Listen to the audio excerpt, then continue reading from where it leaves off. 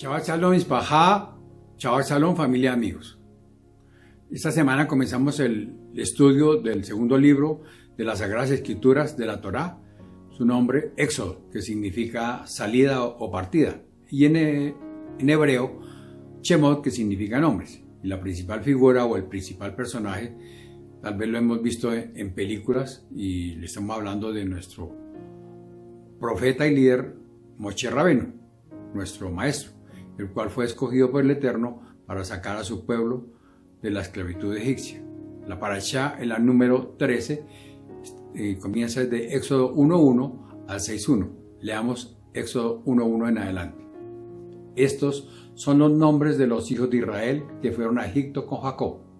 Cada uno fue con su familia: Rubén, Simeón, Leví y Judá, Isaacar, Zabulón y Benjamín, Dan, Nectalí, Gad y Aser.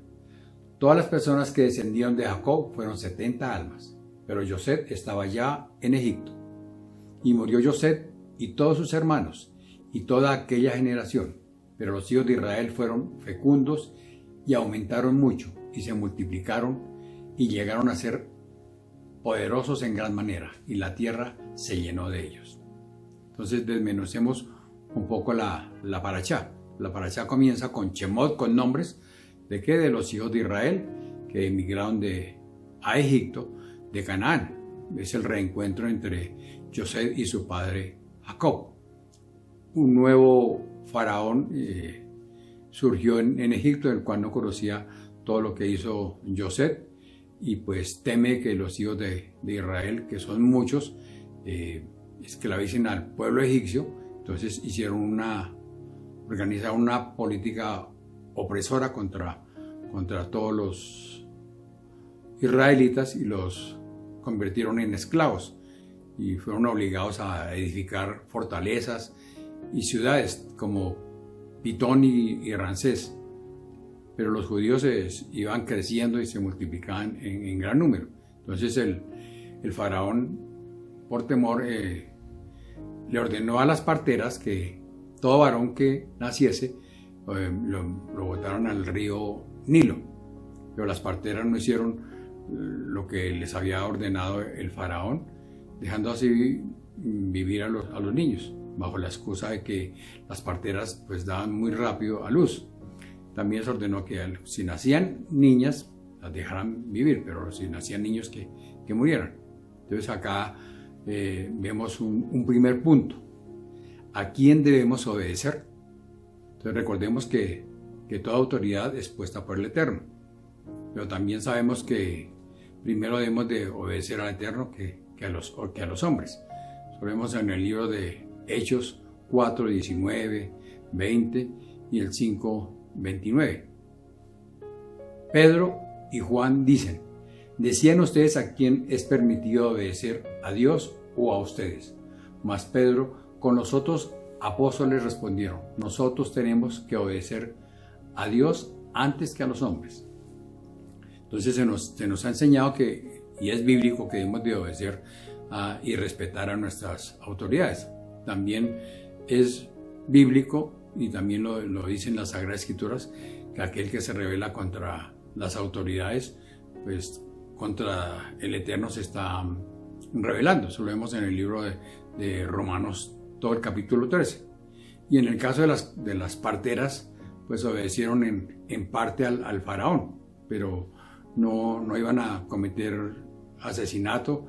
Y pues ¿por qué? Porque temían al Eterno. Entonces estaban en medio de un conflicto de obedecer un mandamiento dado por el faraón de asesinar a los niños que naciesen y que dejaran vivas a las niñas, y que la otra parte era obedecer el mandamiento del Eterno de no asesinar. Entonces las parteras pues no podían cumplir dos mandamientos. Entonces cuando hay un conflicto y hay una autoridad, prima primero la autoridad del Eterno. El Eterno siempre está por encima. Y vemos que las parteras pues fueron obedientes, y en premio el Eterno las protegió, y también vemos que la crueldad del faraón no se llegó a realizar.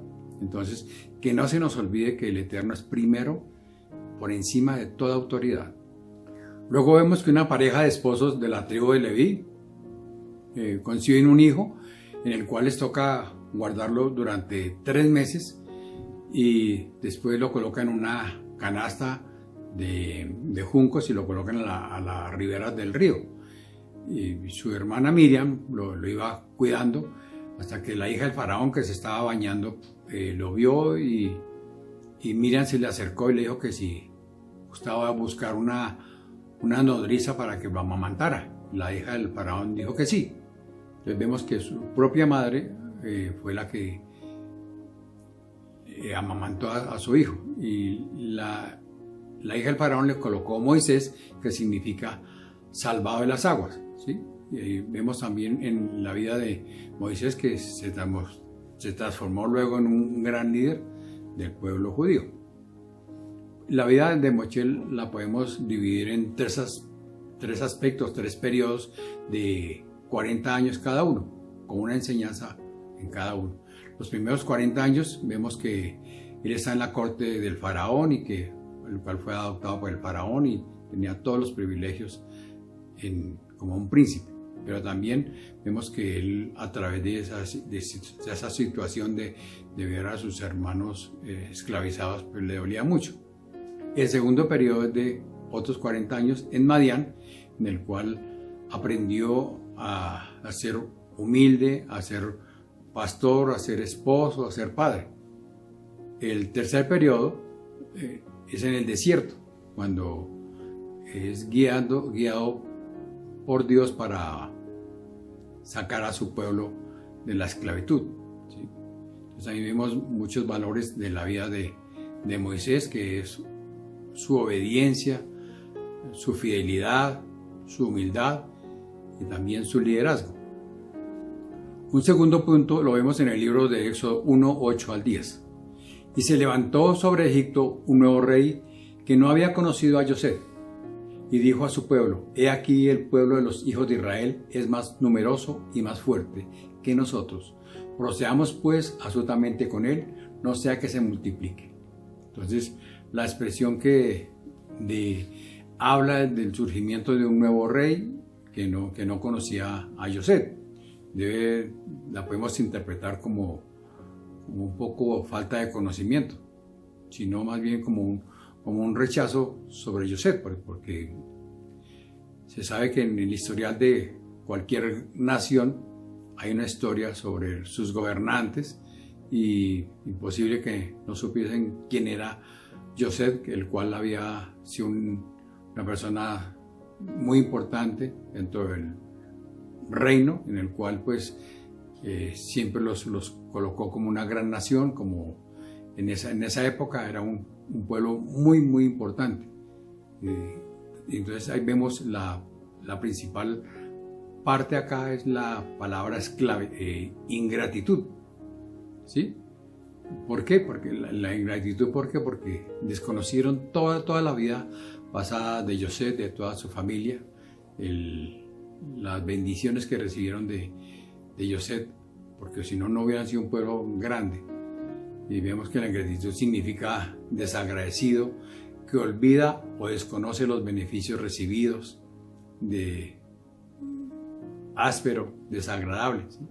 Entonces, uno de los mayores problemas del hombre es que no es agradecido con Dios, es muy ingrato, ¿sí? Es un pecado en el cual logra entristecer el corazón de Dios. Cuando estamos nosotros bien, pues tenemos gratitud, pero cuando hay un problema de una prueba, pues ahí es donde sobresale nuestra ingratitud. Y hay gente que está siendo atendida y sin embargo pues no es agradecida. El ingrato siempre está hablando mal, siempre critica. El ingrato nunca está conforme con nada. El ingrato más bien lo que hace es continuamente o constantemente herir a las personas. Es una persona ingrata, es una mala influencia, es una muy mala compañía, ¿sí? El ingrato nunca es feliz. Y también vemos que debemos de nosotros ser más bien agradecidos, tener la gratitud de todo lo que el Eterno ha hecho por nosotros al enviar a su Hijo Yeshua por cada uno de nosotros. Y definitivamente la verdadera gratitud es cuando una persona pues nunca olvida todas las bendiciones que recibe del Eterno, sino siempre estamos nosotros tratando de al máximo de recordar lo mejor. Eso es gratitud. Un tercer punto lo vemos en el capítulo 2, los versículos 8 al 10. Cuando el niño creció, ella lo llevó a la hija de Faraón y vino a ser hijo suyo, y le puso por nombre Moisés, diciendo, pues lo he sacado de las aguas. Y aconteció que en aquellos días, crecido ya Moisés, salió a donde sus hermanos y vio sus duros trabajos, y vio a un egipcio golpeando a un hebreo y a uno de sus hermanos. Entonces en estos dos versículos vemos la palabra creció repetida, ¿sí? Y el gran comentarista de la Torá, Rashi, se hace la misma pregunta y también nos da la respuesta de que dice que era necesario, porque la Torá nos está hablando de dos tipos de crecimiento. El primero es un crecimiento físico y el segundo un crecimiento espiritual. Para que Moshe se transformara en un gran líder, dejó todas las comodidades egipcias. Para que tuviera un crecimiento espiritual fue que sintió el dolor de la esclavitud de sus hermanos. Por ese crecimiento espiritual le dolió que a sus hermanos y hermanas los usaran como esclavos, ¿sí? Y a través de ese crecimiento espiritual sus hermanos necesitaban un gran líder, ¿sí? Y un líder que los pudiera sacar ¿qué? De la esclavitud a la libertad, ¿sí? Entonces acá nos cabe una pregunta para cada uno de nosotros. ¿Cómo está mi crecimiento tanto físico como mi crecimiento espiritual? Entonces, por ese crecimiento físico estoy cumpliendo mis metas personales. Por ese crecimiento físico mis planes y propósitos van bien. Por ese crecimiento físico estoy en mi zona de confort muy bien. O por mi crecimiento espiritual me sintonizo, me sincronizo y me identifico con mis hermanos en la fe. Por mi crecimiento espiritual estoy orando por el mundo perdido. Por mi crecimiento espiritual siento carga por mis seres queridos, de los allegados de nuestras familias, para que acepten a Yeshua en su corazón. Por mi crecimiento espiritual soy sal. Recordemos lo que dijo Yeshua a sus discípulos en Mateo 9:37. La mies es mucha y los obreros pocos. Entonces volvemos a la pregunta: ¿cómo está mi crecimiento solo físico o también espiritual? Quiere el Eterno que ese crecimiento físico sea con mucha salud, con mucho parnasá, con una estabilidad económica y con una larga y buena vida. Y también quiere el Eterno que tengamos un crecimiento espiritual, que salgamos a llevar las buenas nuevas de salvación al mundo que está muy lejos del temor del Eterno. Amén. La jactará, los profetas, vemos en el libro de Jeremías 1:1 al 2:3. Leamos del 4 en adelante. Y vino a mí la palabra del Señor diciendo: antes que yo te formara en el seno materno, te conocí, y antes que nacieras, te consagré, te puse por profeta a las naciones. Entonces dije: ah, Señor Dios, he aquí, no sé hablar, porque soy joven. Pero el Señor me dijo: no digas soy joven, porque a donde quiera que te envíe irás, y todo lo que te mande dirás. No tengas temor ante ellos, porque contigo estoy para librarte, declara el Señor. Entonces aquí vemos que Jeremías nació en una familia sacerdotal, que fue elegido para ser profeta y antes de haber nacido, y fue llamado por el Eterno desde muy joven. También Jeremías tuvo una doble función de sacerdote y profeta. Jeremías exhortó al pueblo a que se arrepintiera de sus pecados y les advierte que si Dios no le obedecen a Dios, Dios los va a rechazar. Y Jeremías comenzó su ministerio durante el reinado del rey Josías y siempre fue rechazado por su pueblo. Fue odiado, fue golpeado, fue puesto en prisión, fue acusado de traidor y quería salirse de su cargo, pero el Eterno no se lo permitió, ¿sí? También vio la destrucción de Jerusalén y la cautividad babilónica. Se le denomina a Jeremías el profeta llorón. ¿Por qué? Porque siempre expresaba su sinceridad y en relación con sus emociones y sus sentimientos transmitía con fidelidad lo que sentía, su dolor, ¿sí?